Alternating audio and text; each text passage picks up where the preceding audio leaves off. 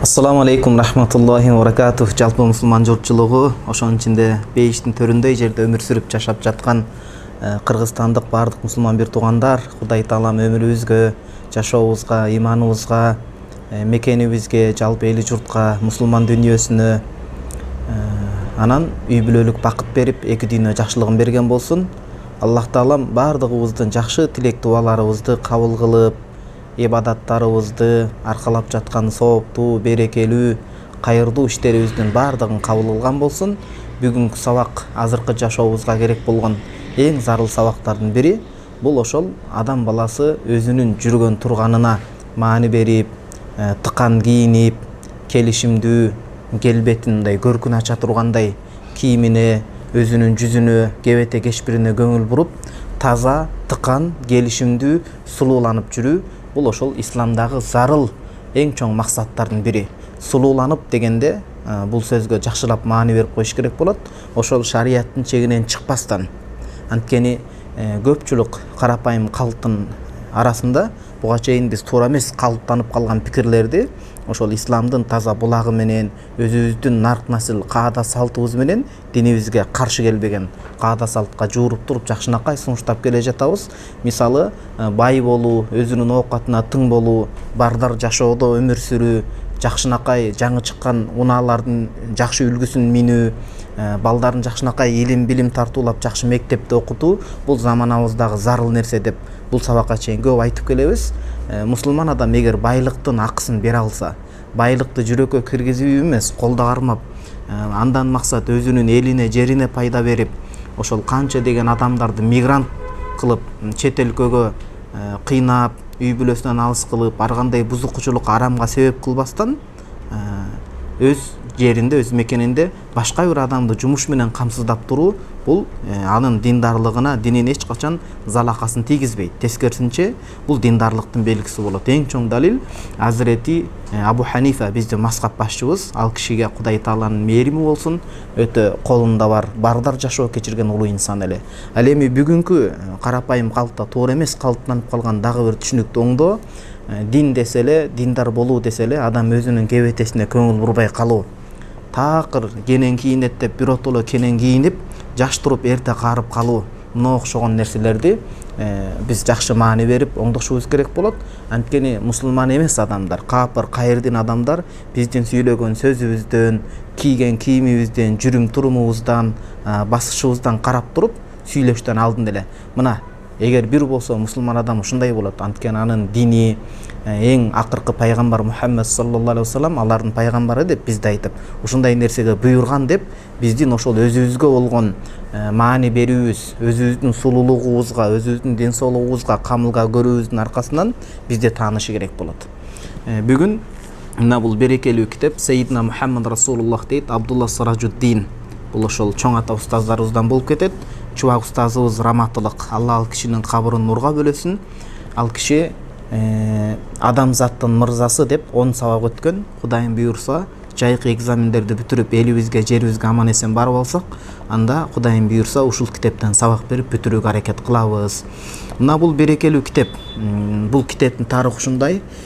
Устазыбыз, ошол китептин автору Абдулла Сиражуддин Аль-Хусайни, пайгамбарыбыздын небереси Хусейн, экинчи небереси. Хасан радhiyallahu anhu жашы чоң болот, андан кийин анан Хусейн радhiyallahu anhu келет, ошол кишинин тукумунан болот. Бул киши бул китепти жазып бүтүп басмаканага бергенде Мадинада жашап жаткан, өмүр кечирип аткан убак эле, өзү ошол Сурия мамлекетинен болот. Өмүр кечирип жашап атканда китеби басылып чыккандан кийин түш көрөт, түшүндө бир кызык иш көрөт. Бул китеби ошол Каабанын үстүндө көтөрүлүп турган болот. Демек бул китебинин кабыл кылынгандыгынын бир белгиси. Анткени бул киши өзү өтө такыба, диндар, ар бир бул жердеги жазылган тамгаларды пайгамбарыбыз саллаллаху алейхи вассаламга болгон оргуштап агып жаткан сүйүүсү менен коштоп жазган.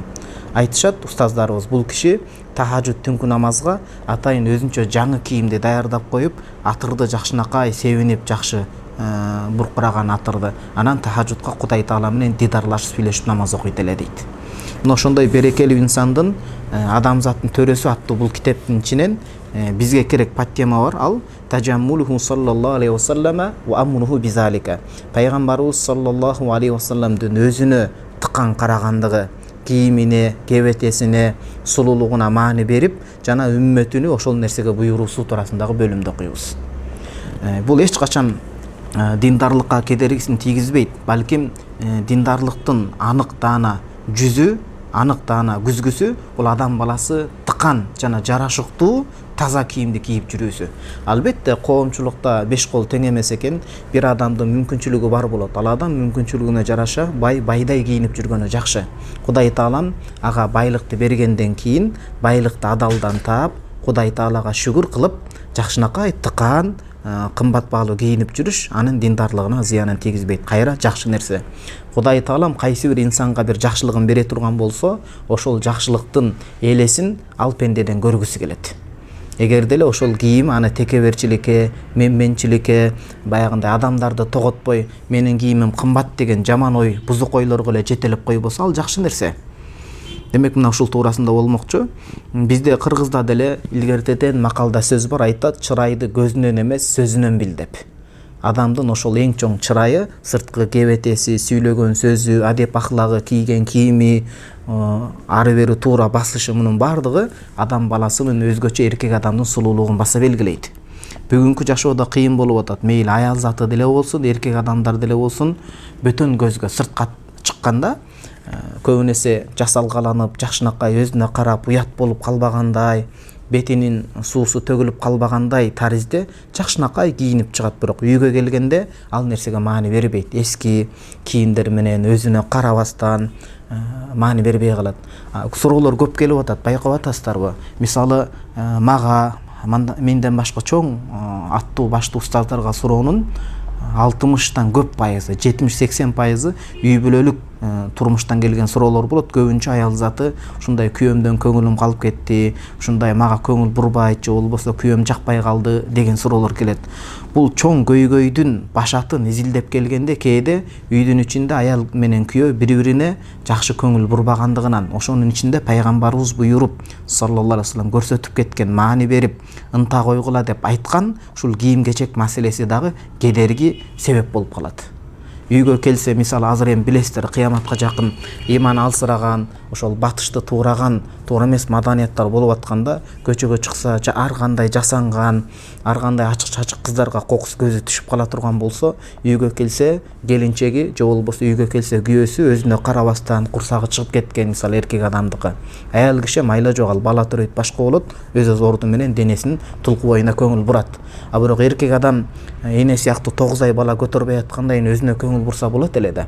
Демек күйөөсүнө караса, мындай бир табит ачылбай тургандай, кабагы жазылбай тургандай бир абалды көрүп калса, же күйөөсү аялынан ошондой абалга, жаман абалга көзү түшүп калса, анан ошентип аял менен эркектин ортосундагы жылуулук акырындап, солгундап өчө берет дагы, анан бөтөн жерге көз агытып баштайт. Анан көз агыткандан кийин барып арам ишке түшүп калышы мүмкүн.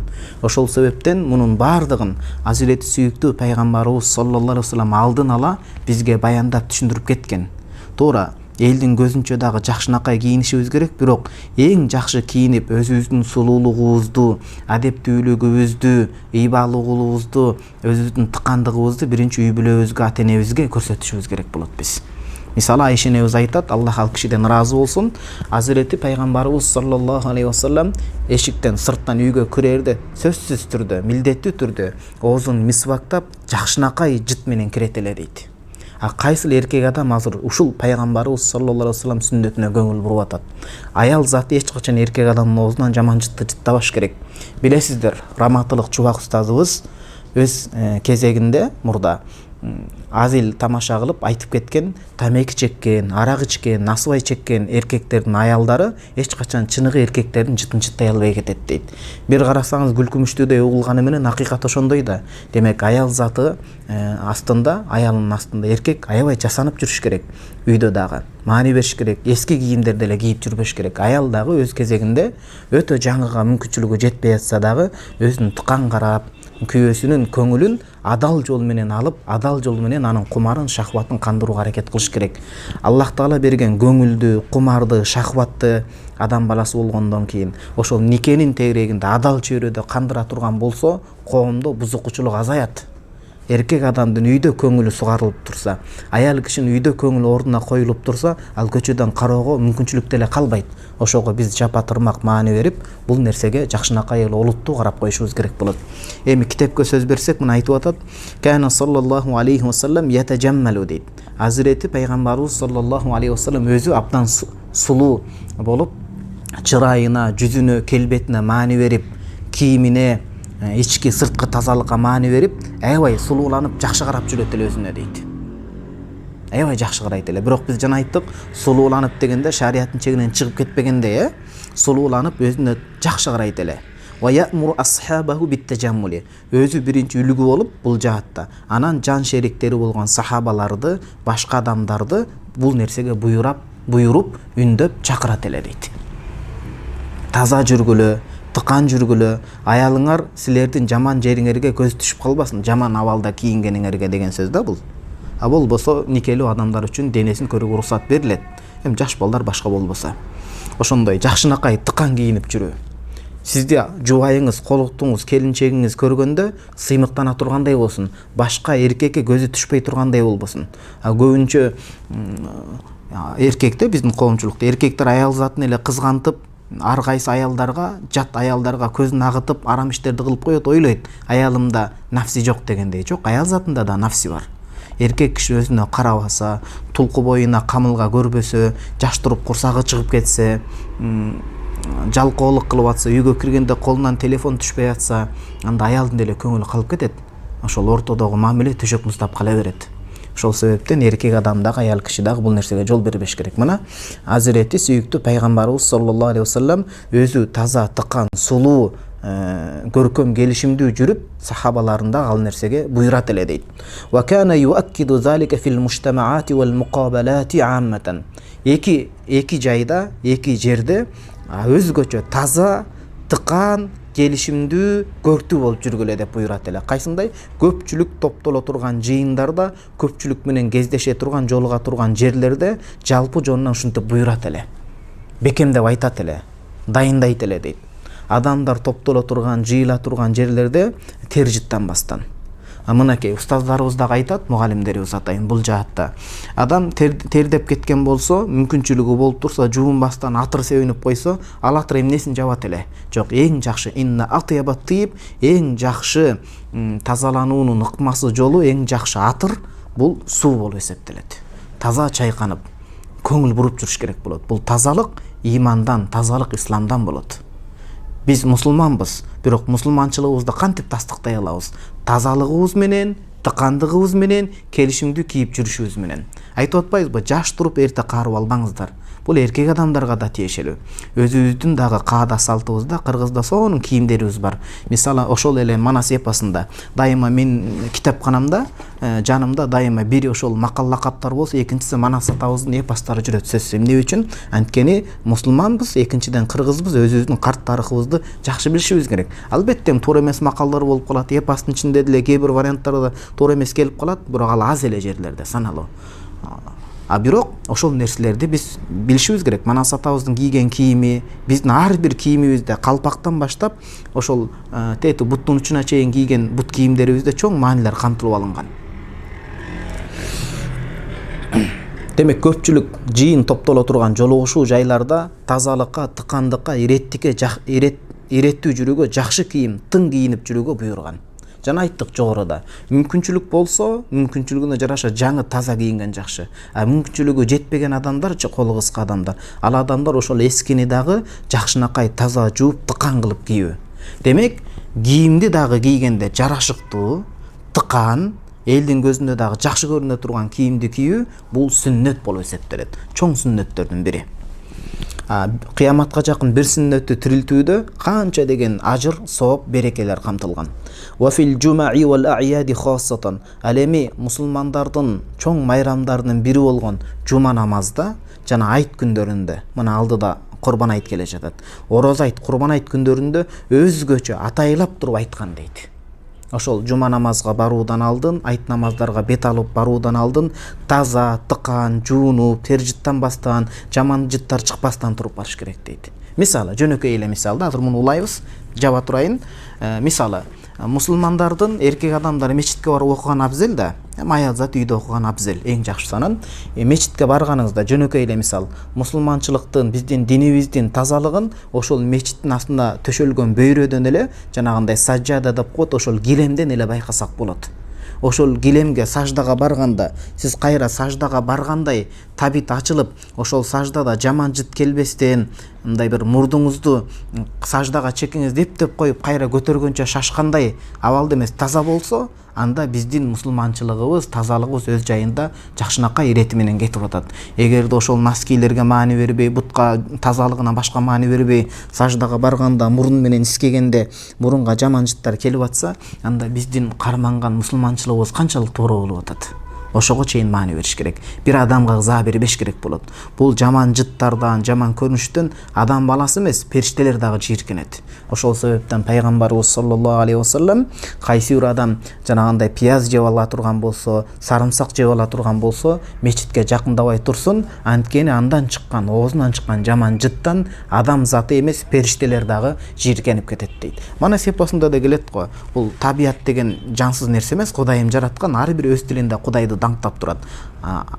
Асман ыйлап, жер ыйлап деген сыяктуу. Табияттын өзү дагы жаман жыттан, жаман нерседен, кири пластыктан тажап, кыжалат болуп кетет.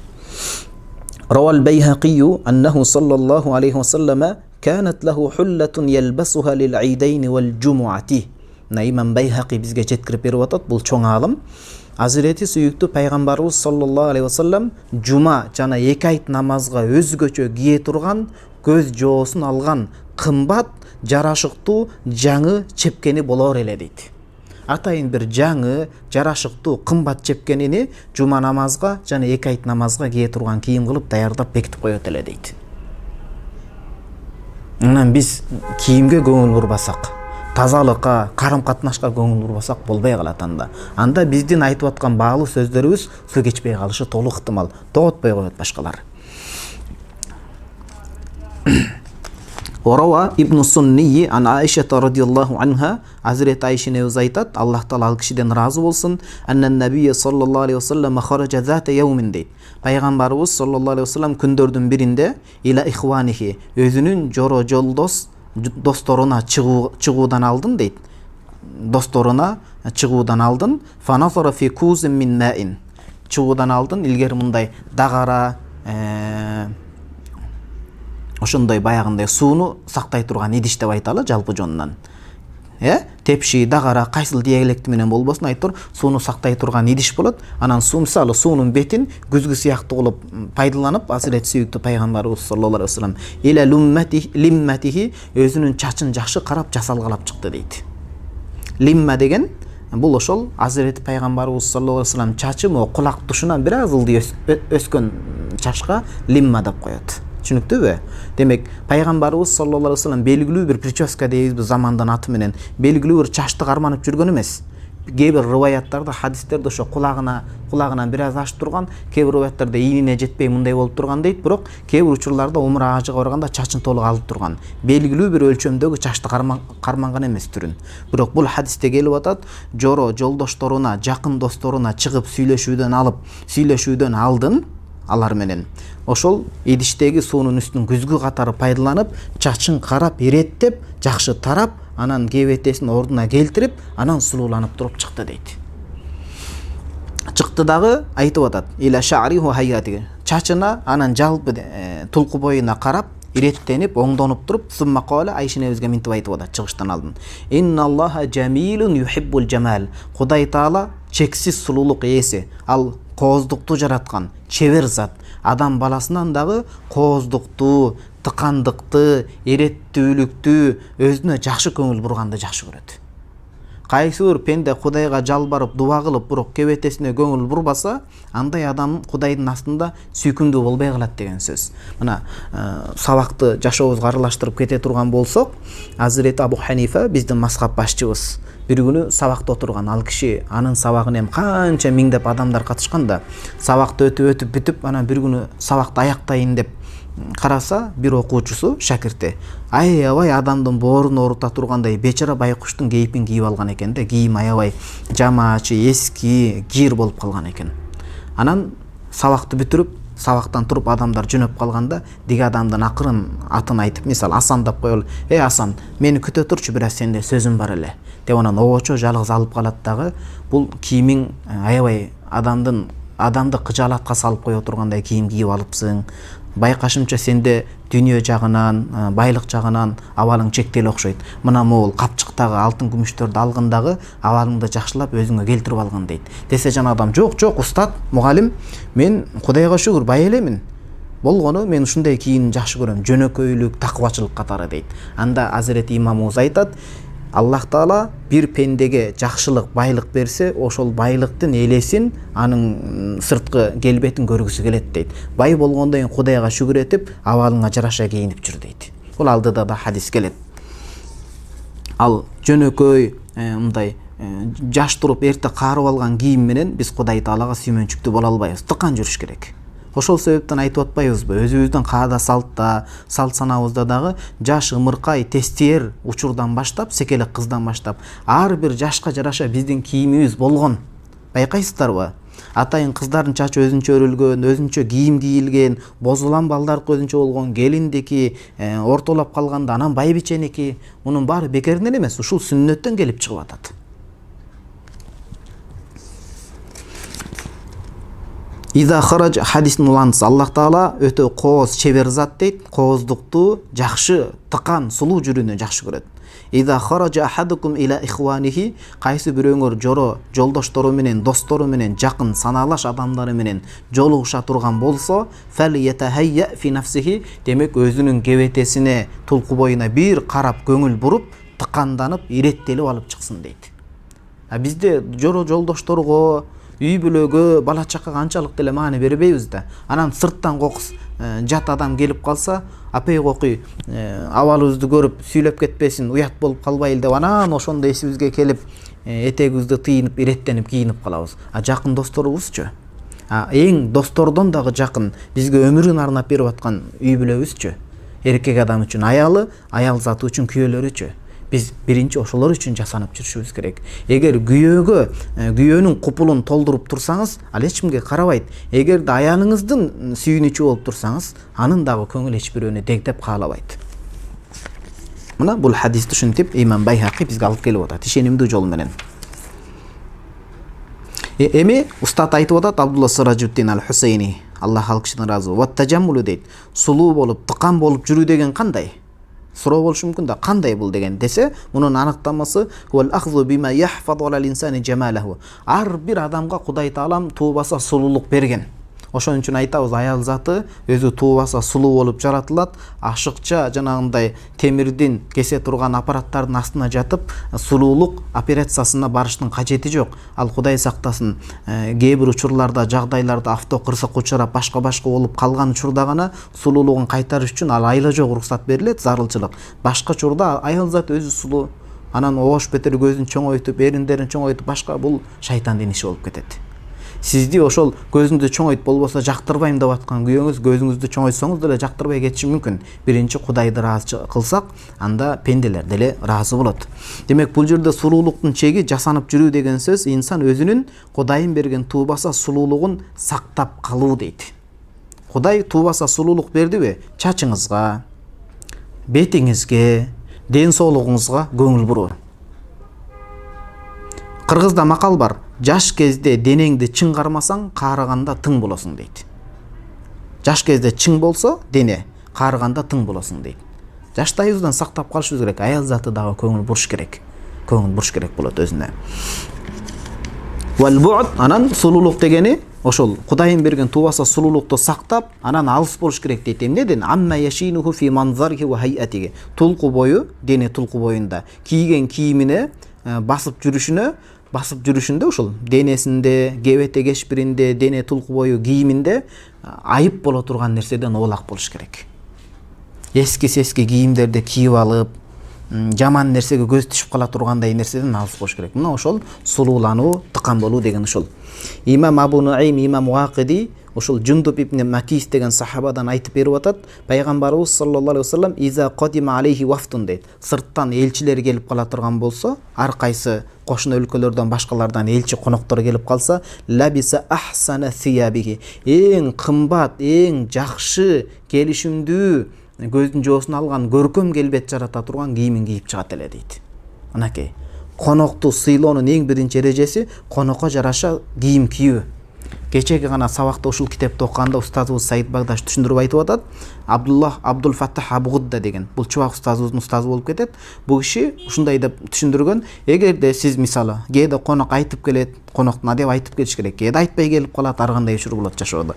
Айтпай конок келип калса, сиздин үстүңүздөгү кийимиңиз начар, конокко туура келбеген кийим болуп турса, үй кийими болуп турса, анда сыртта күттүрүп койбойсуз да, конок бөлмөсүнө алып келип, аларды киргизип, анан барып жакшынакай кийимиңизди кийип келип, анан аларды сыйлап, тозуп алып узатыңыз дейт. Эгер ошондой шашылыш карбалас убакытта келип кала турган болсо. Демек, конокту сыйлоонун, үй бүлөнү сыйлоонун, үй бүлөнүн ысыктыгын муздатып албоонун эң чоң маани бербеген, билебиз, бирок маани берилбей бара жаткан нерсе ошол кийимге, адам өзүнүн көрүнүшүнө. Аял заты мынакей, кээ бир аял заты такыбачылык кылып, эми мен туубаса сулуу болсом жасанып эмне кылат элем деп уялып калган аял заттары да кезигишпей койбойт. Жок, адал нике болгондон кийин күйөөсү үчүн жасалгаланып караш керек болот, зыян келбей турган нерселер менен. Мына Айша энебиз, Аллах ал кишиден ыраазы болсун, ушундай түстүү нерселер болот. Бетинин эки кызылына, ушул жерине кызыл коюп, эриндерине кызыл коюп, пайгамбарыбыз саллаллаху алейхи вассалам үчүн өзүн карап, мындай пайгамбарыбыздын көзү түшкөндө саллаллаху алейхи вассалам сүйүнүч тартуулай тургандай өзүн жасалгалап алып жүрөт эле. Бул нерсе шарият уруксат, көчөдө жат бирөөлөр үчүн жасанып аткан жок. Адал никесиндеги күйөөсү үчүн, анан өзүнүн ден соолугуна да зыян келбей турган нерселер менен муну аял зат үйрөнүп коюш керек. Демек, ушул жерден кыстарма пайда айта кетели, кыстырып. Аял үй бүлөлүү аялдар үчүн сулуулук салондору иштеш керек болот. Бул бир ойноштукка, бузукчулук эмес, туура ниетте иштеш керек болот. Туура ниетте ошол мусулман аялдарыны туура химиялык башка нерселер менен эмес, денесин өзгөртүп арамга батыш эмес, жасалма кирпик башка нерсе эмес. Күйөөсү үчүн жакшынакай нерселерди көңүлүн көтөрө тургандай сулуулук салондору болуш керек. Же болбосо жок дегенде аял заты өзүнүн бир бөлмөсүндө ошондой шарттуу күйөөсү түзүп берип, ошондой күйөөсү үчүн жасанып жүрүш керек болот. Ошол эле учурда күйөөсү аял үчүн дагы. Бизде тескери болуп атпайбы? Эшикке чыкканда жасанып чыгат. Эркек адам аялына кор сүйлөйт, көчөдөгү аялдарга сылык сүйлөйт. Андай болбош керек, андай болбош керек. Демек, сырттан элчилер, коноктор келип калса, эң жакшы, кымбат, келишимдүү, сымбаттуу кийимин кийип чыгат эле дагы. Ва амара асхабаху бизалика, өзүнүн сахабаларын, жан шериктерин дагы ошол нерсеге буйрат эле дейт. Фараайтуху дейт. Вафида алейхи вафту киндата. Мына бул Жундуб ибн Макис деген сахаба айтып атат. Кинда деген Йемен, азыркы Йемен мамлекетинен бир элчилер келип калды эле. Пайгамбарыбыз саллаллаху алейхи вассаламды карасам, ва алейхи хуллатун яманиятун. Ошол Йемендик элчилер келип атпайбы? Атайын ошолор үчүн Йемендин эң кымбат тонун кийип чыкканын көрдүм дейт, чепкенин. Демек, ар бир элдин маданиятын билип, пайгамбарыбыз саллаллаху алейхи вассалам ар бир элчиге жараша кийин даярдап койгон деген сөз. Көрдүңүзбү? Ва ала Аби Бакрин ва Умар мисла залика. Бир эле пайгамбарыбыз саллаллаху алейхи вассалам кийинип алган жок. Эки вазирлери болгон, чарыярлар болгон. Азирет Абу Бакр дагы, Умар дагы пайгамбарыбыз саллаллаху алейхи вассалам эки жагында Йемендин эң кымбат чепкени болгон чепкенди кийип жана элчилерди каршы алышканын көрдүм дейт. Вакат байяна набий саллаллаху алейхи вассалам анна حسن السمت والزي الحسن من شمائل الأنبياء وخصالهم الأصلية.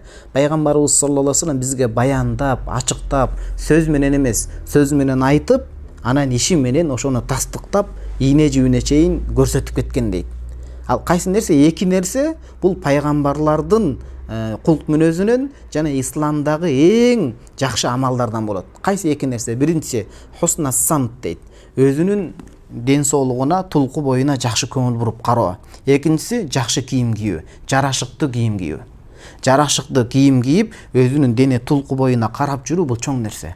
Мисалы курсактуу адамды пайгамбарыбыз саллаллаху алейхи вассалам жаман көргөн дейбиз. Бул эркектерге айтылган сөз, дейбиз. Бирок канчалыгыбыз биз ден соолугубузга кам көрүп атабыз. Тилекке каршы жана ислам ойчулдарынын бирөөсү айткандай, Европага барып ислам жашоосун көрдүм. Кээ бир араб мусулман өлкөлөрүнөн мусулмандарды көрдүм го, бирок жашоолорунан исламды аз көрдүм дейт. Европада ушундай калыптанып калды. Кандай оор жумушта иштебесин, эртең менен кечинде ден соолугуна камылга көрүп, атайын паркты айланып чуркап, же болбосо жанагындай жимдерге ден соолугу үчүн болгон залдарга барып, ден соолугуна камылга көрүшөт. Аларда курсак чыгып кетүү өтө эле бир айыптуу деп саналат. Жумушта иштесе дагы. А биз мусулман өлкөсү эмнеге мусулман болгондон кийин, тарыхыбыз, карт тарыхыбыз болгондон кийин, кыргыз болгондон кийин эмнеге ал нерсеге маани бербешибиз керек? Кайсыл эле аял заты күйөөсүнүн келишимдүү курсагы кирип, дене булчуңу өтө чыгып кетиш шарт эмес, бирок өзүнө тыкан болуп туруусун каалабасын. Демек биз маани беришибиз керек ал нерсеге. Жаш кезде денеңиз чың болсо, карыганда тың болосуз деп ата бабаларыбыз мурда эле айтып кеткен аны. Демек, мына ошол жакшы келишимдүү кийим кийүү, тулку боюна көңүл буруу бул пайгамбарлардын негизги мүнөзүнөн жана исламдагы аздектүү амалдардан болуп саналат дейт. Имам Тирмизи Абдулла ибн Саржис деген сахаба бар, Аллах ал кишиден ыраазы болсун, айтып атат, пайгамбарыбыз саллаллаху алейхи вассалам мындай деген дейт. Азыр окула турган хадиске жакшы маани беришибиз керек. Жакшы маани беришибиз керек. Керек болсо муну жазып алышыбыз керек болот. Бисмилла. Не деп атат? Пайгамбарыбыз саллаллаху алейхи вассалам айтып атат, "Иннал хадия солих" дейт. Жакшы жүрүм турум, жакшы кулк мүнөз деп атат. Жана макал айттык го, сабактын башында эмне деген макал айттык? Чырайды көзүнөн эмес, сөзүнөн ук деп, сөзүнөн көр деп. Аял затына мына турмушка чыга элек жаш кыздар бар, кандай күйөөгө тийишибиз керек? Биринчиден ата-эненин макулдугу менен ата-эне тандаш керек, анан сиздин да ал жерде ыктыярыңыз бар. Сиздин да макулдугуңуз керек. Ошондо жүрүм туруму эптүү бала болсо ошондой адамга тийиш керек. Анан өзү жүрүм туруму шок болуп атса, көз ойнолоктоп атса, Кудай сактасын. Кийген кийими азыркы туура эмес мода болуп. Азыр эми кандай мода бул? Баягы сөз бар, арабча макал бул. Ал жунуну фунунун дейт. Кээ бир өлкөлөрдө жиндилик бул өнөр катары эле кабыл кылынып калганда, санынан бир тешип шымды, диягынан бир тешпен бул мода эми. Бул мода эмес да, Кудай сактасын. Ошондой жакшы жүрүм турумдун ээси болгон адамга көңүл буруш керек, аял заты турмушка чыгып атканда. Анын сөзүнө алданып калбаш керек. Мына пайгамбарыбыз саллаллаху алейхи вассалам баса белгилеп айтып атат, жакшы жүрүм турум, жакшы кулк мүнөз, орунтуктуу сөз дейт. Анан валиктисод, ар бир нерсени аша чаап кетпестен, илең салаң кылбастан, ар бир нерсенин ортосун кармап, анан сарамжалдуулук кылып үнөмдөө дейт. Биринчиси жакшы жүрүм турум, жакшы жүрүм турум. Экинчиси ар бир нерсесинин ортосун, дисциплина, аралыкты сактоо исламда чоң маани берилген. Мына мисалы мындай да, кээ бир жерлерде үйлөнгөндөн кийин бул эркек адамдарга тиешелүү нерсе, реалдуу жашоого байлай турган болсок, кээ бир эркектер үйлөнгөндөн кийин биротоло ата-энесин унутуп аялга ооп кетет. Бул ортодогу аралыкты сактаган жок, бул туура эмес. Кээ бир адамдар ата-энесине жакшы көрүнөм деп эле үйлөнгөндөн кийин аялын кагып, силкип, урушуп, ата-энесин көзүнчө биротоло жерге сүртүп таштайт, жерге түртүп таштайт. Бул дагы туура эмес. Ортону сакташ керек. Аялды аялдай, анын сиз абийири менен кошо алдыңыз. Эркек деп сизге тийди ал, менин ар намысымды сактайт деп. Бул эркекчилик каякта? Одон айткан эркекчиликти биз Кудай сактасын айтпай эле коеюнчу, ошол тиги аял менен эркектин ортосунда мамиледе эле эркекчилик деп түшүнүп калдыкпы? Эркекчилик мүнөздө, кыйынчылыкта, багып кетүүдө, коргулбоодо, туурабы? Ортолукту сакташ керек болот. Анан үнөмдөө, сарамжалдоо дейт. Кудайым берген өмүрдү, акчаны эле эмес. Акчага жаныбыз кейип кетет, иштетип ийсек. Шунча акча кетип калды деп. Бирок өмүрүбүз кетип атат го. Өмүрдүн баркын билүү, сарамжалдоо, үнөмдөө, өмүрдүн ичиндеги байлыктын, бала чаканын, үй бүлөнүн, өзү муну жакшынакай чоң жазып чыгарып илип коюш керек ар бир үйгө. Биринчи аялын жакшы карабаган эркек ал экинчи, үчүнчү, төртүнчүсүн алып жаратпайт ал. Исламда уруксат берилген экен, исламга уруксат берилген экен, берилген исламда, а бирок кандай шарттар менен берилген? Кимдерге берилген? Ал чыныгы эркектерге уруксат кылып берилген.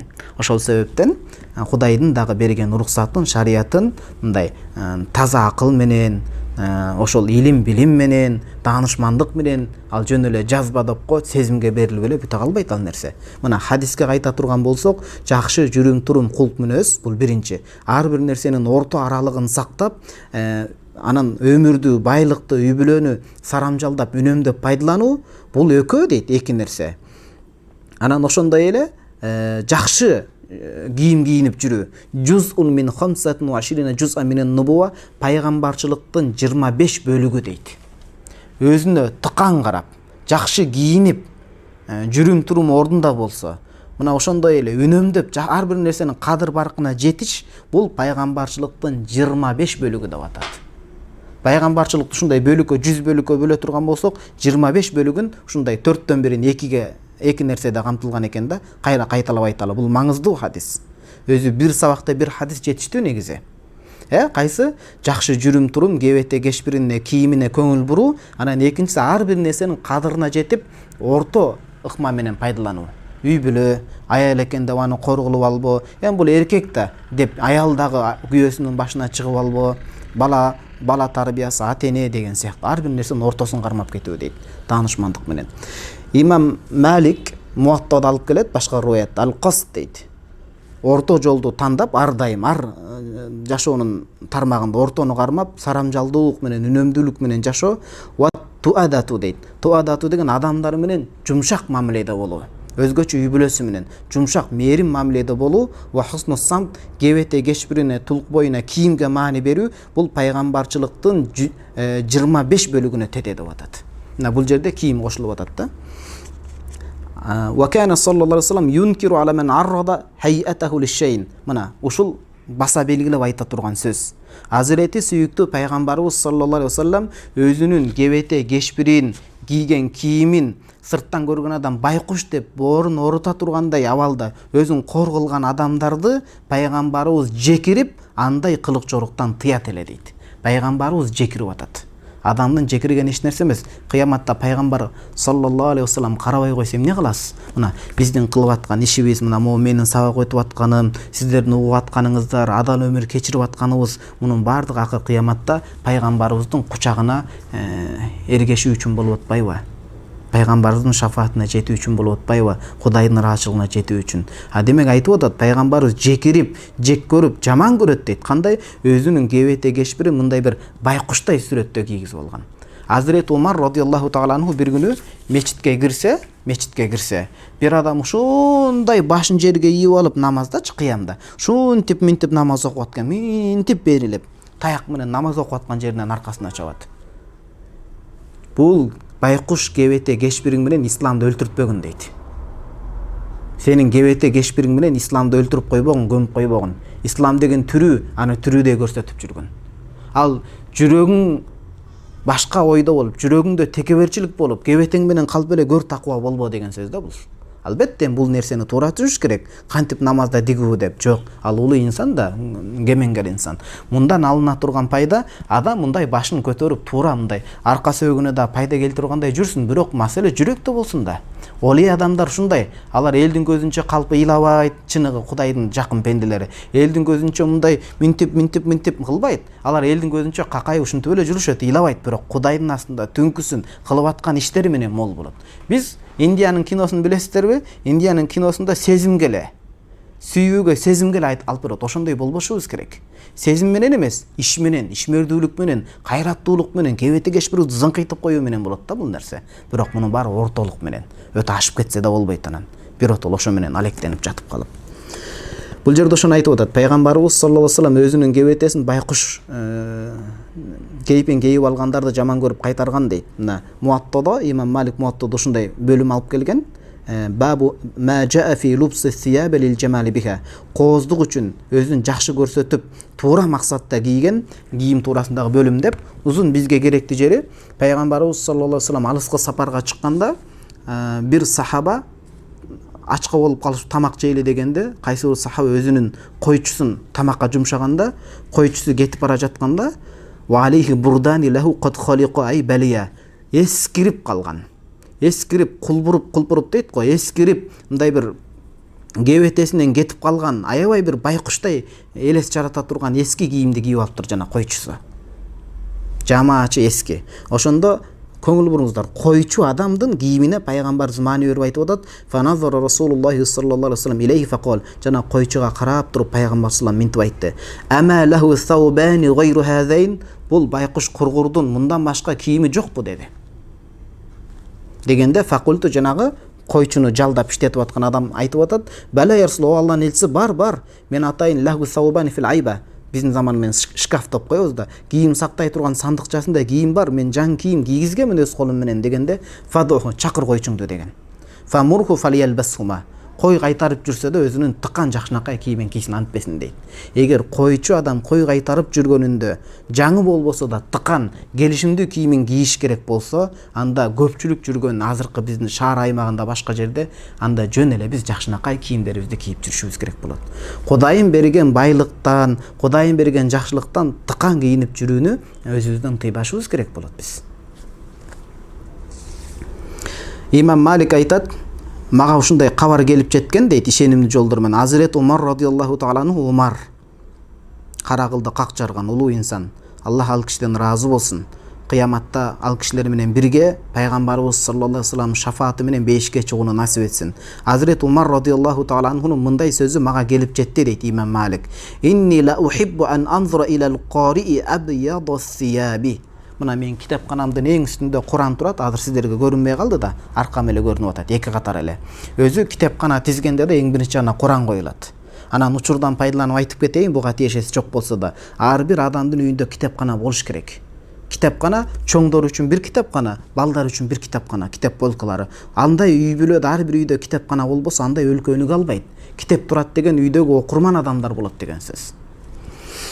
Мына айтып атат, бул китепкана Куранда айтып атканым бекер эмес. Азирет Умар радиаллаху таалан айтып атат, мен дейт, Куран окуп жаткан адамдын аппак кийимди, жарашыктуу таза кийимди кийип алып Куран окугандыгыны көрүүнү жакшы көрөт элем дейт. Куран окуп атканда, намаз окуп башка кылып атканда колдон келсе ак жакшынакай кийимди, жаңы таза кийимди кийип, ошондой ибадатты аткаруусун каалайт элем дейт. Эмне үчүн ак кийим? Пайгамбарыбыз саллаллаху алейхи вассалам сүннөтү ушундай, кайтыш болгон адамдарды кепиндегенде да колдон келсе аппак кийим менен кепиндегиле, тирүү жүргөндө да жакшы ак кийимди кийгиле дейт. Эмнеге? Мунун сырлары даанышман сыр. Ак кийим кийгенде көбүнесе кир болсо дароо байкалат. Кир көтөрүмдүү болсо ал билинбей шалтактап кир болуп калышы мүмкүн эле. Ошол себептен ак кийим тез адамды кайсыл жерде кир бар экендигини көрсөтүп коет, таза жүрөт. Экинчиден ак кийим кийгенде адам ойлонот. Демек ак кийимге бир аз кир болуп калса жууш керек экен, менин жүрөгүм, руханий жашоом карарып кетип атат го. Аны дагы тобо менен чайкап жуушум керек экен деген ой туулат да ошон үчүн. Умар ибн Хаттаб радиаллаху таалан башка бир сөзүндө айтып атат. Эмен кыргызча окуп кетейин. Аллах таала кайсыл бир адамдарга мүмкүнчүлүк байлык бере турган болсо, анда өзүңөргө ошол байлыктан сарптагыла дейт. Жумшагыла дейт. Жакшы кийим кийгиле дегени да. Өзүнө жарашыктуу кийим кийсин, үй бүлөсүнө жакшынакай берсин. Жашоодо ушундай кээ бир бай адамдар бар, бирок зыкым. Өтө зыкым. Бахил деп коет, сараң. Үй бүлөсүндө дагы жакшы бербейт. Үй бүлөсүндө жарды өмүр кечирет. Эртеңки чорный ден деп коет, эртең кыйын күн келип калса деп акча топтой берет, өлүп деле калат, Кудай сактасын. Ал акчасын ким көрөт, кызыгын. Ошол себептен туура үнөндөп сарп ташта керек, бирок үй бүлөсүнө дагы убагы менен, маалы менен жакшы кийимди бериш керек. Мына азыр эркектерге кайрылып айтайынчы, жоро жолдоштору менен диги ашканага, диги футболго, диги улакка деп канча акчаны кетирет, карасаңыз кызы канча убакыттан бери, 3-4 айдан бери баягы эле кийимди кийип жүрөт. Жок, эң биринчи үй бүлөңүзгө сарптаңыз. Береке болот. Эң биринчи айлык алганда, ата-энесине, үй бүлөсүнө кийим алыш керек болот. Ошондо ал үй бүлөсүнүн байлыгына, акчасына береке берет Кудайым Таала. Мына Азирет Ибн Умар айтып атат, момун адам дейт, иннал муъмина ахадан аниллахи адабан хасанан. Ибн Умар, Азирет Умар ибн Хаттабтын баласы айтып атат. Момун адам Аллах Тааладан эң жакшы үйрөнгөн бир адеби дейт. Аллах Тааладан адеп үйрөнөт. Аллах Таала сабырдуу го. Пенде дагы сабырдуу болот деген сөзү. Аллах Таала кооз сулуулук ээси чебер зат го, пенде дагы таза тыккан жүрүш керек. Аллах Тааладан пенденин алган чоң адеби дейт. Ида усси алейхи васса ала нафсихи. Эгер Кудайым кенен рызкы, кенен байлык берсе, ошол байлыкты өзүнүн адал жолу менен жакшынакай ысырап кылбастан өзүнө жумшап иштетсин, жакшы кийим кийсин, жакшы пайдалуу тамактарды жесин деп атат да. Балдарын сапаттуу мектепте окутсун дейт. وروى الطبراني والبيهقي عن عمران بن حسين رضي الله عنهما أن النبي صلى الله عليه وسلم قال إن الله إذا أنعم على عبد نعمة يجب أن يرى أثر نعمته على عبده. Allah Taala кайсы бир пендеге жакшылыктарды берсе дейт, ыраа кылып, анда ошол жакшылыктын элесини, жакшылыктын бир изини ошо пендеден көргүсү келет. Сизге Кудай Таалам илим билим бердиби? Сиз башка жакка кирип, артист болуп башка болуп кетпестен ошол илим билимди таркатышыңыз керек болот. Кудай Таалам сизге жакшынакай үн бердиби? Ошол үн менен сиз жаман нерселерди ырдабастан элге санат ырларыны, насаат сөздөрүн айтышыңыз керек болот. Ар бир адам Кудай берген талант чеберчиликти бартап өз жайында иштетиш керек. Ошону жеристи гүлдөйт. Ошонун ичине Кудайым берген байлыкты дагы өзүнө жараша кийинип, үй бүлөсүнө мээрим төгүш керек деген сөз. Пайгамбарыбыз саллаллаху алейхи вассалам башка бир хадисте айтып атат, Кудай Таала кайсы бир инсанга жакшылык неамат берсе, ошол неаматтын элесин ал пендеден көргүсү келет. Тескерисинче Аллах Таала кабагын салганды, байкуштукту жаман көрөт дейт. Бул байкуштук эмнеден келип чыгат? Изилдегенде байкуштук адамдын жалкоолугунан келип чыгат. Эмгекчилдин наны таттуу, жалкоонун жаны таттуу дейт. Байкуш болбошубуз керек. Жашоодо чың мындай кайраттуу болушубуз керек. Ар бир адамдын рызкысы көктөн белгиленип коюлган, бирок ошол рызкыга жатып ичер болбой кайрат кылышыбыз керек. Арабтарда макал бар, бул кыргызда деле бар бул макал. Аракет кылсаң берекет дейт. Эмне дейт? Ал машгулу ла юшгал. Жакшы нерсе менен алектенген адамда жаман нерсеге убакыт калбайт. Биз ушундай кайраттуу болсок эркектерде, аялдарда уят, эркектерде намыс болсо баардык ордуна келет буюрса. Аллах Таала байкуштукту жаман көрөт дейт. Жөн эле улам көшөрүп жатып алып берчи мага берчи деп жөн жерден суранган адамдарды да жаман көрөт дейт. Аллах Таала жаман көрөт. Байкуштарды жаман көрөт дейт. Аллах Таала уялчак дегенде жайы менен өзүн бирөөдөн жүзүнүн суусун төгүп суранган адамдардан, жүзүнүн суусун төгүп сурануудан уялган адамдарды Кудайым жакшы көрөт дейт. Кудай Таалам ошол бир гана өзүнө кор болуп суранууну насип кылсын, эки дүйнө рызкыбызды, жашообузду кенен кылсын. Анан эң негизгиси бүгүнкү сабактан алына турган эң чоң пайдалардын бири кебете кечпирибизге, тулку боюбузга, кийип жүргөн кийимибизге, жүрүм турушубузга биз көңүл бурушубуз керек. Бул кийим тандоо бул өзүнчө чоң илим болуп эсептелет. Ата-энелер балдарына да үйрөтүш керек, өзгөчө кыз балдарга, башкаларга. Кудайым берекесин берсин. Азыр 5 мүнөттө эфирди үзүп токтотобуз, анткени телефон ысып кетип атат. Анан кийин суроо жоопко кезек беребиз. Кайра 5 мүнөттөн кийин суроо жоопто кезигишебиз.